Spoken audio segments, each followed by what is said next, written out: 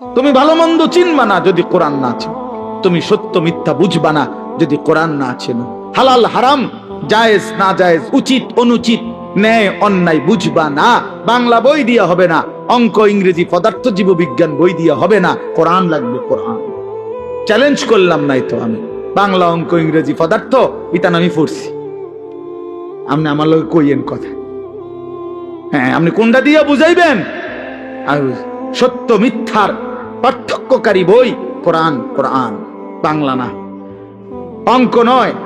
এগুলো নির্ধারিত কোনো বিষয়, দুনিয়াবি উপার্জনের জন্য কোনো বিষয় শিখায়। পদার্থ পদার্থই বুঝায়, জীববিজ্ঞান জীবের বিষয়ে বুঝায়, রসায়ন বিজ্ঞান রসায়নের বিষয়ে বুঝায়, ডাক্তারি ডাক্তারি বিষয়ে বুঝায়, ইঞ্জিনিয়ারি ইঞ্জিনিয়ারি বুঝায়। কিন্তু সত্য মিথ্যা ন্যায় অন্যায় আলো অন্ধকার হালাল হারাম উচিত অনুচিত ভালো মন্দ বুঝায় শুধুই আল্লাহর কোরআন।